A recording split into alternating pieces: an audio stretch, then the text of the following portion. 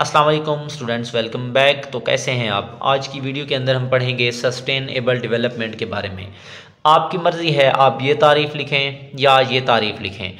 ये थोड़ी सी कन्फ्यूजनेबल है, लेकिन ये जो है ये सिंपल है। तो आप लोगों ने मेरे ख्याल में आप लोगों को ये जो है याद करने में आसानी होगी, तो आप लोग यही याद करेंगे।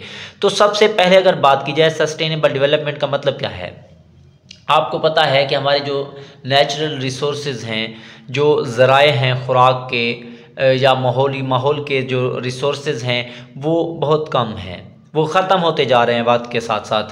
तो इस एक डेवलपमेंट हमारे पास जो है, ऐसी डेवलपमेंट जिसको सामने रखते हुए या जिसके इस्तेमाल करते हुए हम क्या करते हैं, जो मौजूदा चीज़ें हैं, जो रिसोर्सेज हैं, उनको इस तरीके से इस्तेमाल करते हैं कि वो जो है आजकल के दौर में भी हम इस्तेमाल कर लें और फ्यूचर में भी उनकी कमी का सामना ना हो जो नेक्स्ट आने वाली जनरेशन होगी।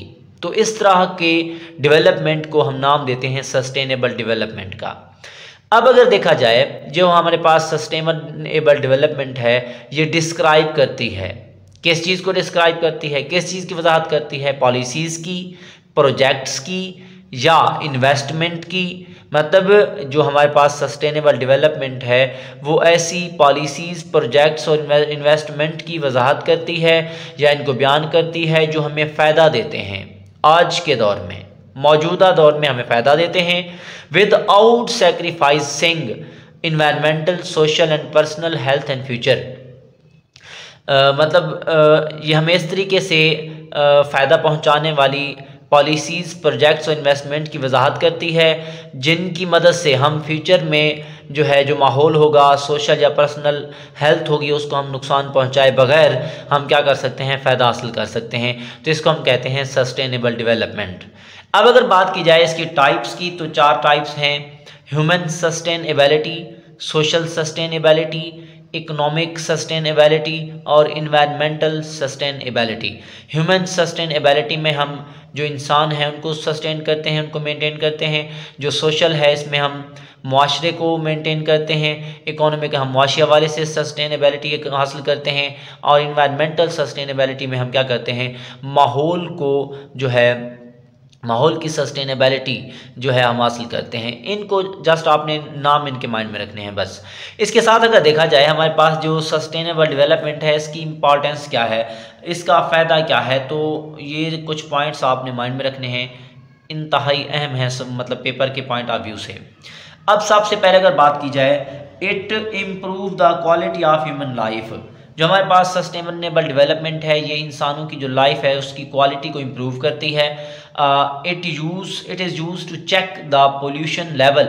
जो पोल्यूशन लेवल है उसको चेक करने के लिए इस्तेमाल होती है ताकि उसको कम किया जाए। It minimise the depletion of natural resources. जो कुदरती ज़राए होते हैं उनको ख़त्म होने से ये क्या करती है, उनको बचाती है, या उसको जो ख़त्म हो रहे होते हैं नेचुरल रिसोर्सेज उनको बिल्कुल कम कर देती है।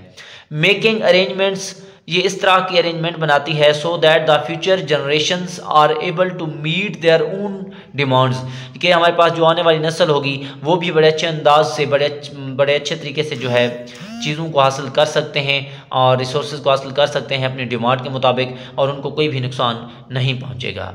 इसके बाद अगर देखें, it teach us to respect and care of all the life forms. जितनी भी ज़िंदगी के फील्ड्स हैं, ज़िंदगी के मैदान हैं, उनकी इज़्ज़त और हिफाजत करने के मुतालिक ये हमें क्या करती है, सिखाती है, टीच अस करती है, हमें सबक देती है। इसके बाद अगर हम बात करें, हमारे पास जो नेक्स्ट छोटा सा टॉपिक है उसमें आप लोगों ने लाजमी तौर पर जहन में रखना होगा, इंतहाई इंपॉर्टेंट है, कि हमने डिफरेंस पढ़ना है, कंपैरिजन पढ़ना है नेचुरल एक्टिविटीज़ में और एंथ्रोपोजेनिक एक्टिविटीज़ में। आप जहन में रखेंगे कि नेचुरल एक्टिविटीज़ कुदरती तौर पर होती हैं, एंथ्रोपोजेनिक एक्टिविटीज़ जो है इंसानों की वजह से होती हैं।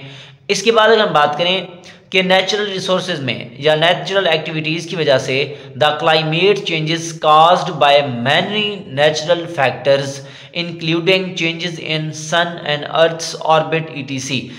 ज़मीन के मदार और सन में जो चेंजेस आती हैं कुदरती तौर पर, उनकी वजह से क्लाइमेट चेंज होता है, आब हवा चेंज हो जाती है।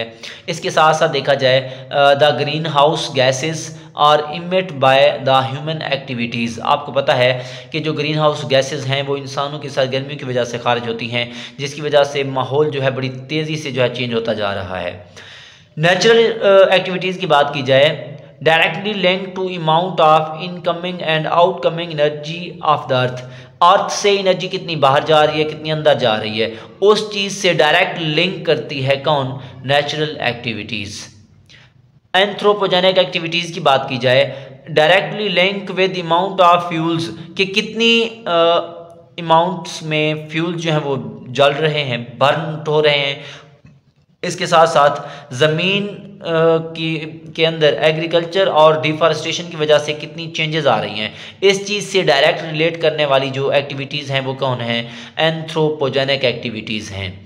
अब यहाँ पे छोटी सी मैं बात करता जाऊँ थोड़ी सी, यहाँ पे डिफॉरेस्टेशन किसे कहते हैं? जंगलात की कटाई को आप क्या कहते हो? डिफॉरेस्टेशन कहते हो। नेचुरल रिसोर्सेज में अगर देखा जाए, pattern of these activities are continuous, इनकी जो एक्टिविटीज़ हैं इनका जो पैटर्न है, अंदाज है, वो कंटिन्यूस होता है, इसका कंटिन्यूस नहीं होता। Has lower contribution to total climate change, जो माहौल के अंदर आबो हवा चेंज हो रही है, माहौल चेंज हो रहा है, मौसम चेंज होता है, उसके अंदर ये जो नेचुरल एक्टिविटीज़ हैं ये बहुत ही कम जो है कंट्रीब्यूट करती हैं, हिस्सा लेती हैं, लेकिन ये जो है बहुत ज़्यादा हिस्सा लेती हैं।